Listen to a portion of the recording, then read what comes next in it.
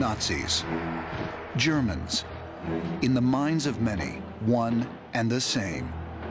For more than 6 decades, the German people have been haunted by the ghost of Adolf Hitler and scarred by the horrible crimes committed under Nazi rule. But in the 12 years that saw the rise and fall of the Third Reich, there were those who struggled to oppose oppression. Brave men and women who risked their lives, suffered unspeakable torture, and shed their blood in the service of conscience. Now, a major motion picture sheds new light on a little-known chapter in World War II history. What makes you think you're stronger than the people? The Reich, the very momentum of history! This is going to happen. But what were the motives behind the German military plot to kill Adolf Hitler? And why has it taken more than 6 decades for this incredible story to be told?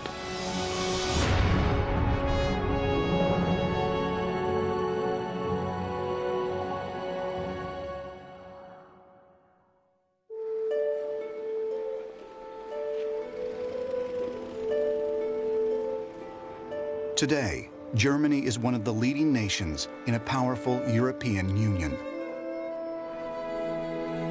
Thanks to thriving exports, which include everything from automobiles to beer, it boasts the 3rd largest economy in the world. In the more than 6 decades since the end of World War II, there is little evidence of the carnage and devastation that scarred the German people. Berlin is a city more eager to move forward than to look back. And it was here, in Berlin, that Academy Award-winning screenwriter Christopher McQuarrie was visiting on a business trip. I was in Berlin in early 2002, and I'd hired a tour guide to take me around the city. And we spent most of the afternoon looking at all the monuments and going through the city's history. The tour guide had lived in Berlin all of his life, and he was 14 years old when World War II ended, and had this remarkable sense of the city's history over the last 60 years. And the last place that he took me, after having gone all over the city, was to a place called Stauffenbergstrasse. What was inside was this building in a courtyard called the Bendler Block. And if you go inside that courtyard, there's an iron railing in the cobblestones. And not far from the iron railing is a plaque with 5 names on it. And those 5 men were the conspirators who were involved in an attempt to assassinate Adolf Hitler. It's actually where they were executed. And they are the only soldiers who served in World War II who are commemorated here in Berlin.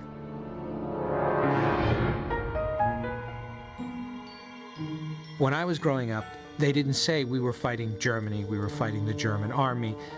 It was always phrased as fighting the Nazis. And so the assumption became that anyone wearing that uniform and anyone marching under that flag was a Nazi. Now, when German young people, if they go to other countries, very often they are received with, "Heil, here come the Nazis," which is very difficult for a 15 or 16 or 17-year-old boy or girl to accept, because they really have nothing to do with it. Their parents probably had nothing to do with it. But it still sticks to the Germans.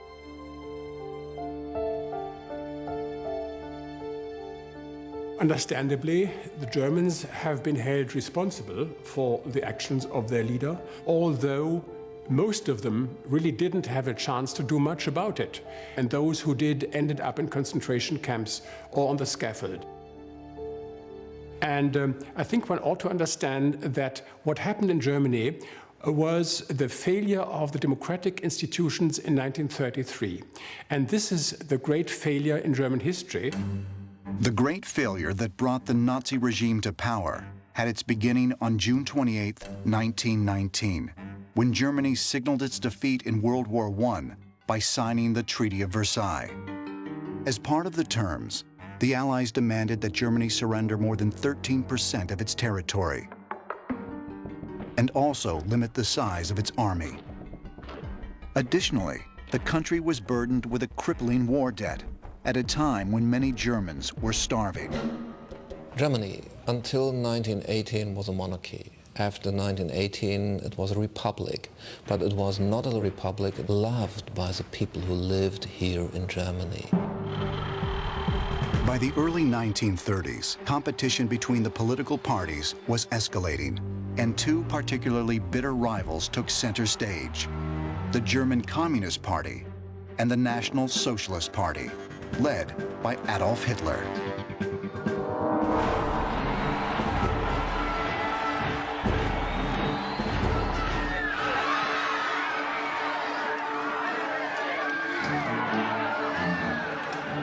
There was a political crisis from the year 1930 to 1933.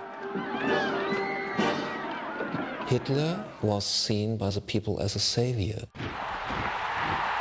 He was seen by the people as a man who could save Germany. His brilliant strategy was that he always had something for everybody. He could, for instance, claim that he likes the little man, but he was also saying to the big industrialists, I'm the only man who will save you from communism. You had a very astute, very shrewd organizer who knew what he wanted, explained it in great detail to the German public, financed his party largely by charging admission for people to hear him speak. And eventually, with the support of people around the president, was able to get into power.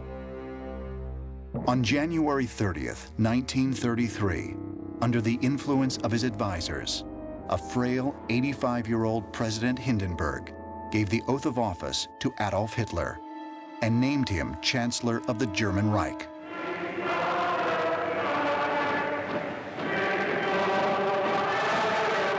In uns selbst allein liegt die Zukunft des deutschen Volkes. Wann werden wir wieder emporsteigen, genau wie die Väter einst auch Deutschland nicht geschenkt erhielten, sondern selbst sich schaffen mussten.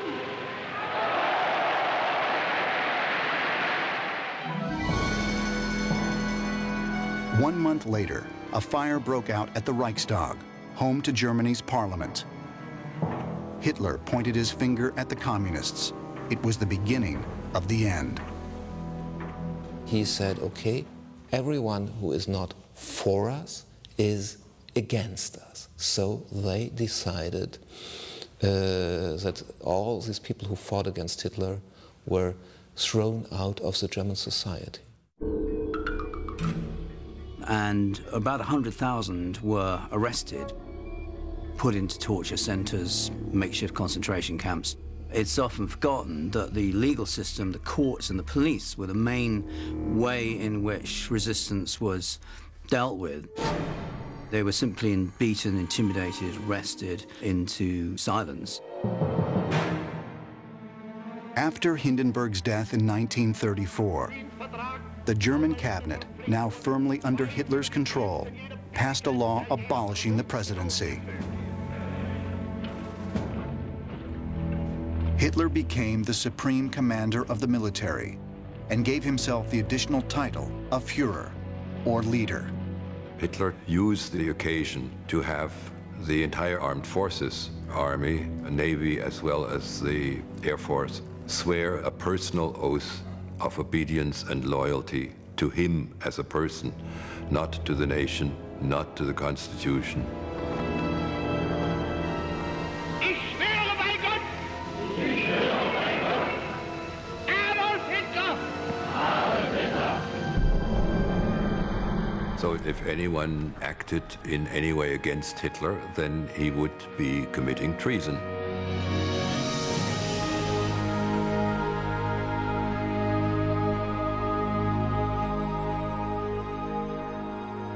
Now the supreme leader of the German nation, Adolf Hitler was free to pursue his goals of nationalism, territorial expansion, and cleansing the country of anything he viewed as non-German, most particularly the Jews. In 1933, he had established the Reich Ministry of Public Enlightenment and Propaganda under Joseph Goebbels. Das ewige Gesetz der Natur die Rasse rein zu halten, ist für alle Zeiten das Vermächtnis der nationalsozialistischen Bewegung an das deutsche Volk.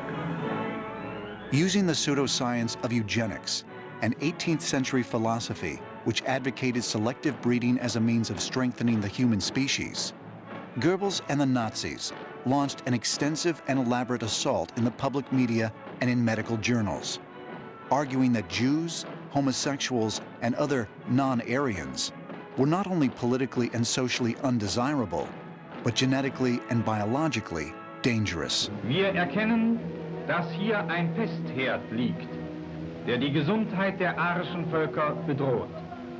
Richard Wagner hat einmal gesagt, der Jude ist der plastische Dämon des Verfalls der Menschheit. Und diese Bilder bestätigen die Richtigkeit seines Ausspruchs.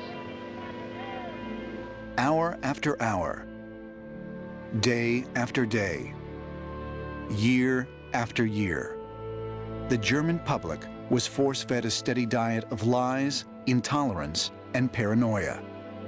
Now racism, and even genocide, seems scientifically justified and even necessary. And if anyone dared to question or object, it would be considered an act of treason, and they were likely never heard from again. So great was Nazi propaganda against the Jews. School books, school lessons, cinema, radio, the media, newspapers, pouring it out all the time, that people came to believe there was a Jewish problem, if you like, and to think that the influence of the Jews, which the Nazis vastly exaggerated, should be curbed in some way. Das ist keine Religion und kein Gottesdienst mehr. Das ist eine Verschwörung gegen alles Nichtjüdische. Die Verschwörung einer krankhaft hinterlistigen, vergifteten Rasse gegen die Gesundheit der arischen Völker und gegen ihr moralisches Gesetz. The Jews in Germany were concentrated in the law, in banking and finance, and so they were an easily identifiable group. But what really brings out anti-Semitism is the defeat of the First World War. Hitler and people on the far right, and nationalist right, came to believe that the Jews had conspired in Germany to undermine the war effort. That's what drives anti-Semitism, and it's the desire of Hitler and the leading Nazis to stop this happening again, as they see it, this conspiracy theory they believe in. In our house where I lived, I saw these torchlight processions, and there was a force there that was frightening, and they had these choruses, perish Judah. And the Jew was the scapegoat for all evil. Reichsbürger ist dieses den Verboten. On September 15, 1935, the Reichstag passed the Nuremberg race laws, which deprived German Jews of their civil rights. Already in the mid-1930s, when I was a kid, you would see signs at restaurants and movie houses and so on, Jews not admitted.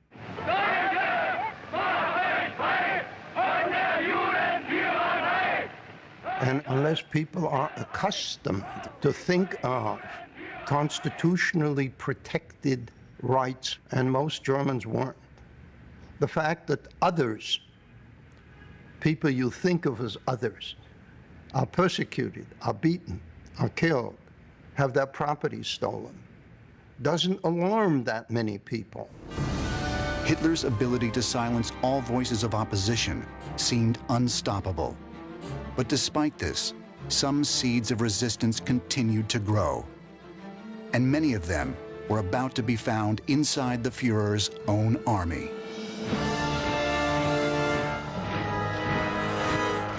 Ich schwöre bei Gott, Adolf Hitler! You don't really believe you could just walk into the Reich Chancellery and command the army to end the war? Yes, we do.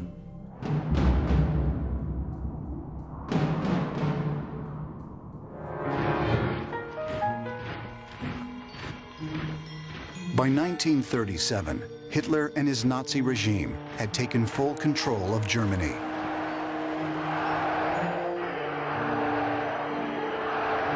And now, the Führer was setting his sights beyond the country's borders. On the 5th of November 1937, Hitler announced his plans for taking over Czechoslovakia and Austria. When it became clear that Hitler was steering toward war, a high-level military opposition got organized, led by the chief of the General Staff of the Army, General Ludwig Beck. Ludwig Beck, like a lot of the generals, he wasn't really a Nazi. He was a conservative Prussian military officer who lived his entire life, as most of them had, within the confines of the military. Beck fought against Hitler. He wrote to Hitler, he made speeches, he said, okay, we want no war, but Beck resigned in the year 1938 because of Hitler's plans to make war. And after that, he becomes, in retirement, a figure around whom a lot of the generals coalesce, because he's very highly respected, and somebody they look to as almost like a father figure in a way. And Beck was supported by people like the head of intelligence, Admiral Wilhelm Canaris, and the tipping point that put the opposition into being was the threat of war. In September 1938, there was the first plans for a coup d'etat against Hitler. Beck's group said, okay, let's get him, let's bring Hitler into jail, and we will try him. But at the Munich conference in 1938, any anti-war momentum that might have helped the military remove Hitler from office was lost. Because it was here that the nations of France, Britain, and Italy allowed Germany to annex the Sudetenland in Czechoslovakia. And the whole German population was happy. No war, and a new part, a new living space for Germany without a war. Hitler was the greatest for Germany at that time. But any further dreams of a peaceful German expansion were soon shattered when Hitler invaded Poland on September 1st, 1939. 2 days later, France and Britain declared war. The Allied forces proved no match for the German war machine. Within a year, Hitler had invaded and conquered Denmark, Norway, the Netherlands, Belgium, Luxembourg, and France. Unfortunately, Hitler's military successes provided political cover for even more restrictive laws and ever more severe punishments. For instance, the men in the street, the women in the street, the refusal to use the Hitler salute was a form of resistance during the war that carried the death penalty.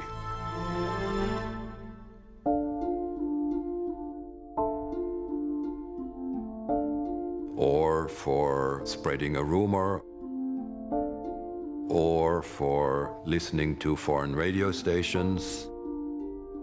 The Gestapo often registered that kind of activity. Among the few who dared risk imprisonment or death at the hands of the Gestapo were a series of small and largely ineffectual dissident groups. These were usually comprised of intellectuals, socialists, members of the clergy, aristocrats, and academics. One such group, based at the University of Munich, was the White Rose. Its members included young students like Sophie Scholl, her brother Hans, and Christoph Probst. United by Christian beliefs of tolerance and nonviolence, the White Rose protested the curbing of individual freedoms under the Nazi regime. The White Rose distributed anti-Nazi pamphlets. This group, of course, had to remain as secretive as they could. When you organize resistance in a police state, in a totalitarian dictatorship, it's not advisable to tell too many other people about it, because then stool pigeons, then Gestapo spies are very quickly going to get you. On February 18, 1943, Sophie, Hans, and Christoph were arrested, tried for treason, and within 4 days, beheaded.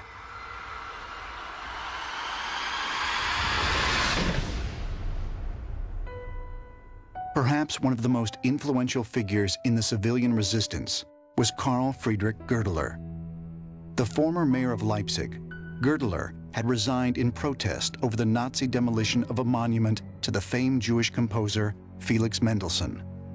He was an active resistor, even after his resignation as mayor, and eventually he became recognized because he was the most dynamic and the most resolute civil leader among the resistance. Goerdeler and his circle were mostly aristocratic and wanted to restore Germany, and a Germany that they imagined or remembered from their youth. So their plans said that Germany be run on a fairly authoritarian and hierarchical line, with more power to be given to what they called the traditional ruling elite. Another secret resistance group, comprised largely of aristocrats, was the Kreisau Circle. They took their name from the estate where they would meet, home to one of its leading members, Helmut James von Moltke. The Kreisau Circle were against an assassination of Hitler. They thought that would be immoral. But the Kreisau Circle believed that however good Nazism might have been in principle early on, it had now turned against Germany and German interests, and they wanted a decentralized Germany based on Christian values with a very weak central state. It has to be said, it was a really very unrealistic policy that they had. They clashed with the conservative resistance around Goerdeler, whom they thought were hopelessly reactionary, and Goerdeler thought they were just dreamers.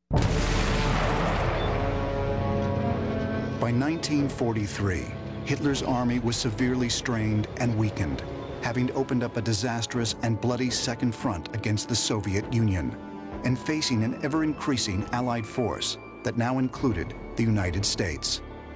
Hitler's generals were now beginning to question his judgment and his sanity. Military resistance becomes more and more focused and gains more support the more that Germany starts to lose the war. And as time went on, some generals at least started to have moral objections to Nazi policies, particularly the extermination of the Jews.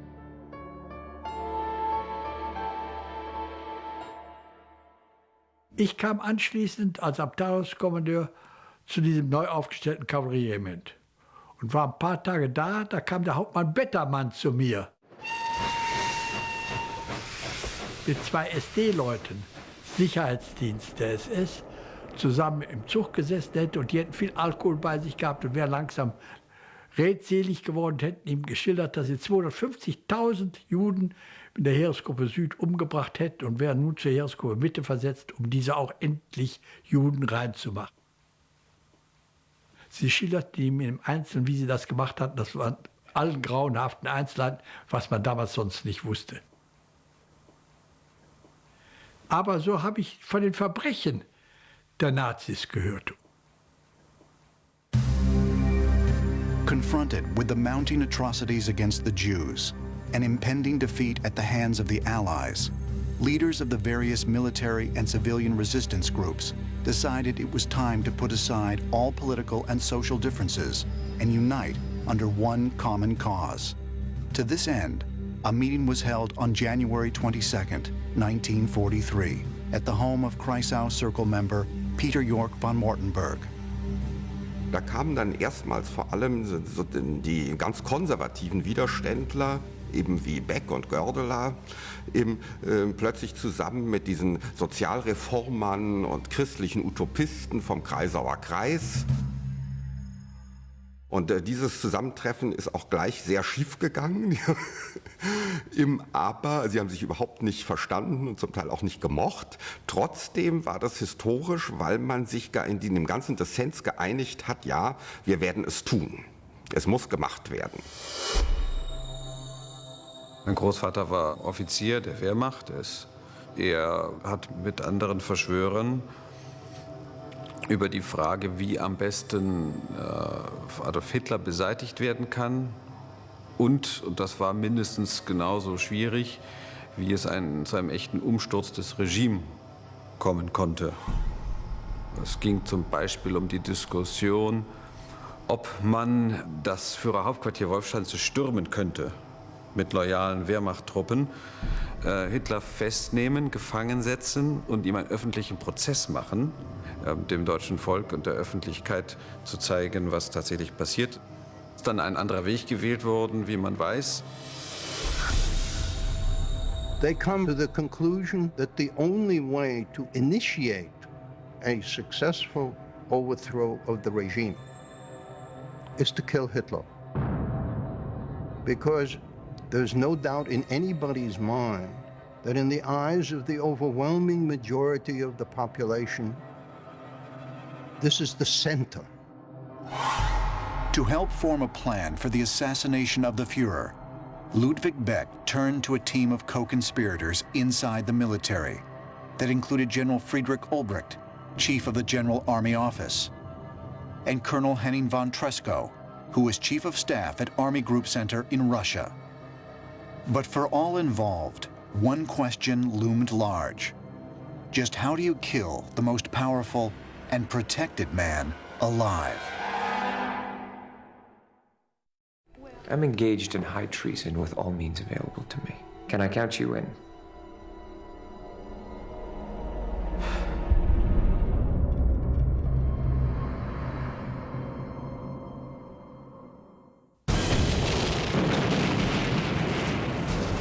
In February 1943, the Germans were defeated in the Battle of Stalingrad, which claimed nearly 2 million casualties. The Russians would soon be advancing into German territory. As far as the German resistance was concerned, the time for talk was over. The time to act had come. On March 13, 1943, Operation Flash was put into motion under the direction of Colonel Henning von Tresckow, who was stationed on the Eastern Front.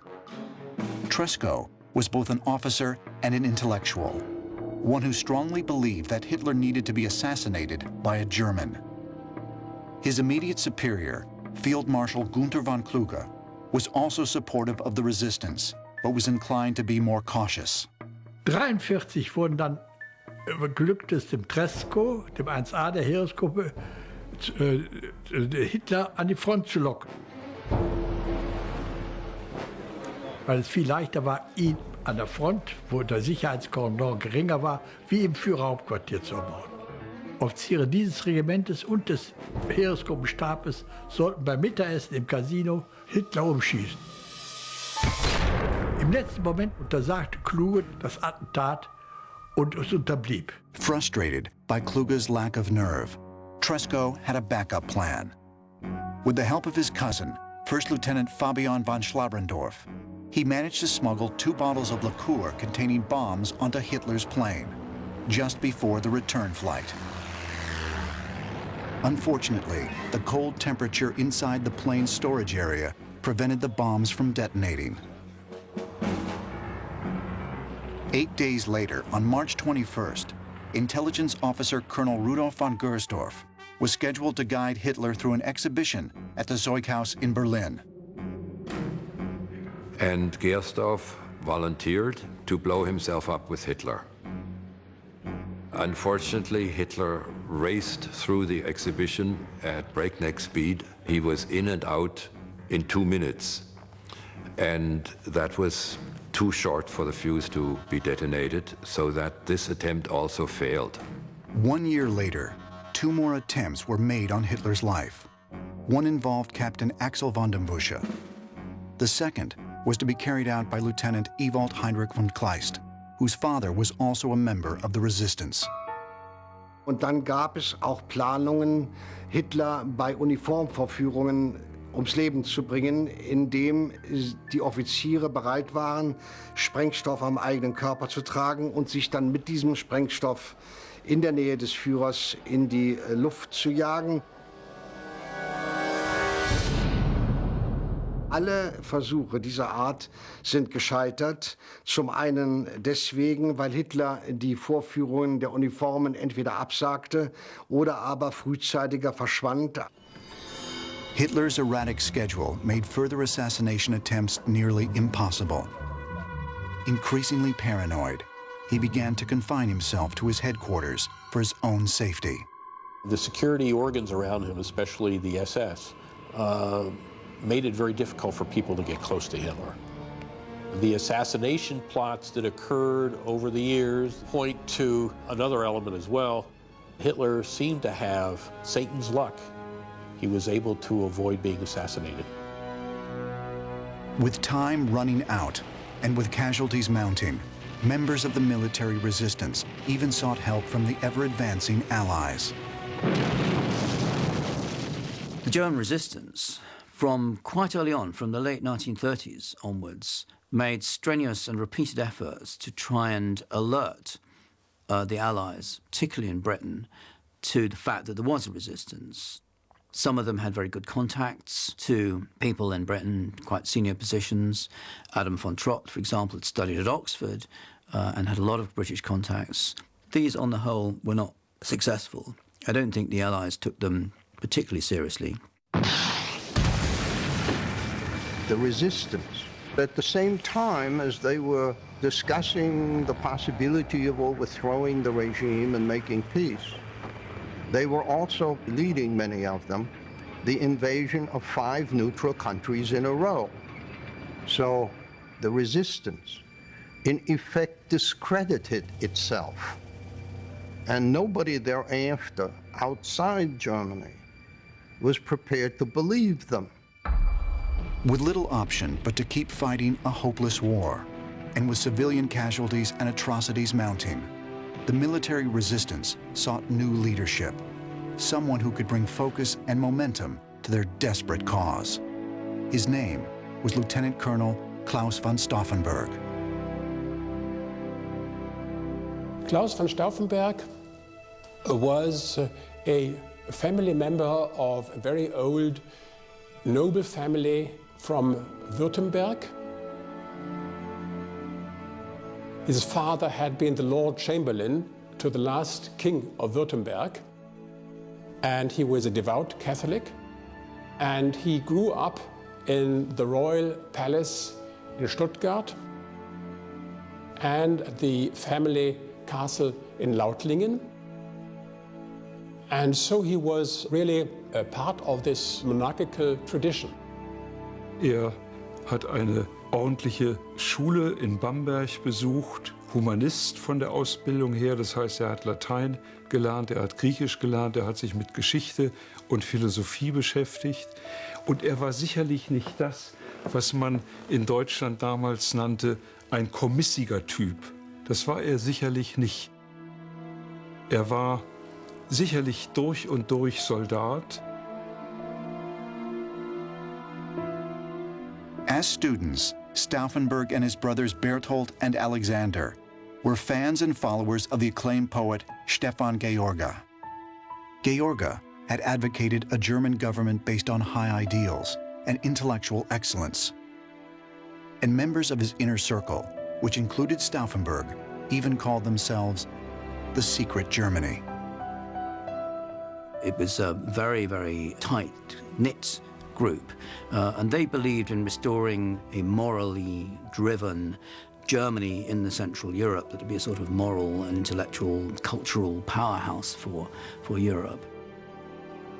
Raised in military tradition, Stauffenberg had joined the German Army's 17th Cavalry Regiment in 1926 when he was 18 years old. 4 years later, he had risen to the rank of lieutenant and also became engaged to his future wife, Nina. Married in 1933, they quickly began to raise a family.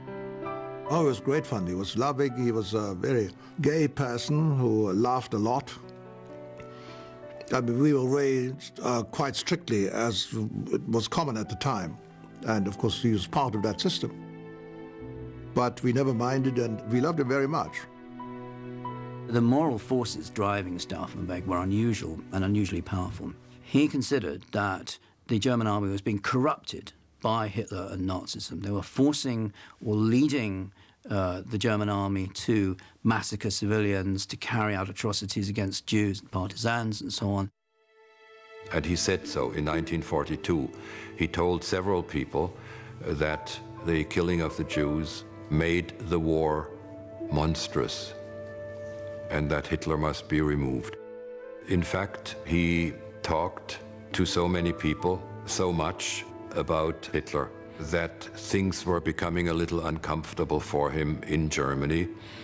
In any case, he had been a staff officer for a long time and wanted a front-line posting. In 1943, Stauffenberg was promoted to lieutenant colonel and sent to Africa, where he joined the 10th Panzer Division under the command of Field Marshal Erwin Rommel.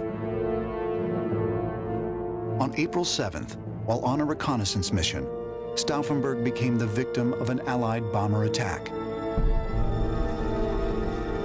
He was left permanently disfigured. Stauffenberg had been heavily injured, and he had lost one hand and 2 fingers of the remaining hand and 1 eye.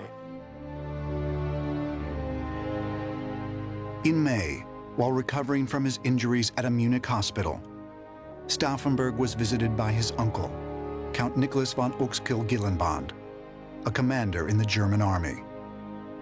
A supporter of the conspiracy against Hitler, he convinced his nephew to join the resistance. Since the generals had not achieved anything, Stauffenberg reasoned, it was time for the colonels to get involved. Die ältere Generation der Offiziere, wie mein Urgroßonkel, Generalfeldmarschall von Kluge, hat im Grunde nichts getan, um diesen sinnlosen Krieg, als der schon bald zu erkennen war, zu stoppen und sich auch kaum aktiv an dem Widerstand beteiligt. Das heißt, die Treue, der Eid hat für diese Generation offensichtlich noch eine andere Rolle gespielt als für die jüngeren Soldaten. Während die Initiative zum Umsturz, zum Staatsstreich von den Jüngeren, den sogenannten Obristen, ausging. Returning to active duty in October of 1943, Lieutenant Colonel Klaus von Stauffenberg was sent to Berlin to work at the General Army Office, and he was ready to take action.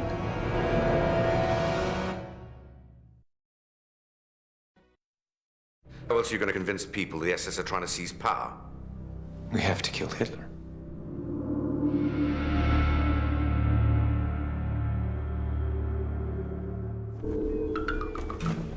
After 1941, German officers sympathetic to the resistance had been carefully recruited by Colonel Henning von Treschow and General Friedrich Olbricht and assigned to work at the Bendler Block in Berlin, where the General Army Office was located. There, at the Bendler Block, Stauffenberg would be put in charge of Operation Valkyrie, an ingenious plan that would provide for the deployment of the Reserve Army in the event of an invasion or civil uprising. Ironically, it was a plan that had been approved by the Führer himself. And that gave the conspirators the opportunity to use the Valkyrie orders as an instrument for taking over power in Germany. Of course, the assassination attempt was connected with a much larger plan to stage, in effect, a military coup d'etat and put another government in place. That was going to be launched when Stauffenberg transmitted the news that Hitler had been killed. So the stakes were not just killing Hitler as an individual, but also arresting senior members of the government like Goebbels and others who were in Berlin. Many of the conspirators, including the former mayor of Leipzig, Karl Goerdeler, and Ludwig Beck, would have important roles in the new administration should the coup succeed. Unfortunately, Operation Valkyrie could only be implemented under orders from one man, General Friedrich Fromm, head of the Reserve Army. And Fromm's support for the resistance was questionable. Colonel General Friedrich Fromm was a career officer. He saw early in the war that the German resources were insufficient for a successful completion of the campaigns, especially the campaign against Russia. And in the course of 1942 and 43, he moved closer to a position of thinking about helping to remove Hitler, but he had such a high level of self-confidence that he believed that he could manage that alone and that he could control these other people who were plotting against Hitler. June 6th, 1944. D-Day.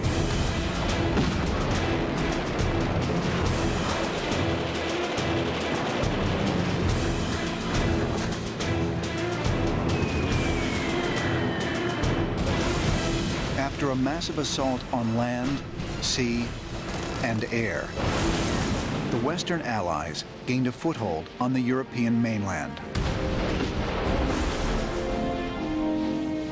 It was now only a matter of time before Hitler's Third Reich would be overwhelmingly defeated. But for members of the military resistance, D-Day posed an even greater dilemma. Why bother killing Hitler if the war is lost anyway? Da habe ich den Tresco eines Tages gefragt, lohnt es sich überhaupt noch? Daraufhin sagt Herr Bösler, denken Sie dran, 16.000 Menschen werden täglich umgebracht. Nicht fallen, sondern werden von den Nazis umgebracht, Juden und Russen und ich weiß nicht was. Das gilt es zu stoppen und das können wir und wollen wir stoppen. Da war die Sache klar, dass das Attentat durchgeführt werden musste und dass ich wieder weiter mitmachte. Die Motivation von Stauffenberg war vor allem, dass er erkannt hat, dass Millionen von unschuldigen Leuten umgebracht worden sind. Das war sicherlich die Hauptmotivation. Das hat er gesehen und das hat er auch wahrgenommen und hat dementsprechend dann gehandelt. The participants in the Valkyrie plot were patriots and idealists, people who saw what crimes were being committed and who became convinced that they must act or they couldn't live with themselves afterwards. On July 1st, 1944, Klaus von Stauffenberg was made Chief of Staff to General Friedrich Fromm. This promotion would now give him direct access to the Führer. Es gab hier ganz wenige Offiziere nur, die an Hitler rankamen. Das waren entweder, in der Masse waren es Nazi, wie der Feldmarschall Keitel, Jodl und so, oder sie waren zu feige, um das Attentat durchzuführen. Und endlich kam in Stauffenberg ein Mann, von dem man wusste, dass er bereit war, das Attentat durchzuführen, in die Lage, es auch zu tun, weil er in eine Stellung kam, in der er mehrmals im Monat Hitler vortragen musste.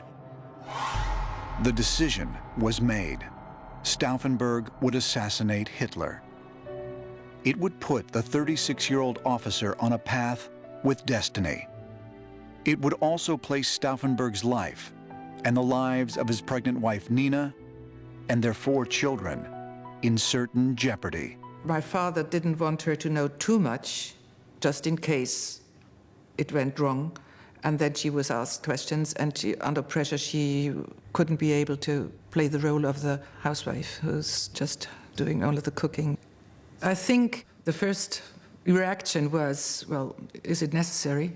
But then when she found out that it was really important to him, she was supporting him and was absolutely convinced that it was right and it was necessary. She asked, how are the possibilities to achieve the thing? And it said, well, 50-50. On July 20th, 1944, Stauffenberg flew from Berlin to East Prussia. By 11 a.m., he had arrived at Wolf's Lair, Hitler's secluded field headquarters. Der Stauffenberg musste A, den Hitler umbringen und B, musste er durch die 3 Sperrkreise rauskommen, pünktlich. Man drückte auf einen Knopf, da gingen alle Tore zu, da kam keiner mehr raus. Also es ist so ein Wunder überhaupt, dass der Stauffenberg aus dem Führerhauptquartier herausgekommen war. Armed with 2 bombs in his briefcase, Stauffenberg attended a staff meeting where he was to give a status report on the Army's reserve unit. But shortly before the meeting, Stauffenberg was interrupted before he could arm the second explosive. With only 10 minutes in which to act, Stauffenberg placed the bomb under the conference table. and excused himself to take a phone call. Stauffenberg, ich konnte auch nicht warten, ob das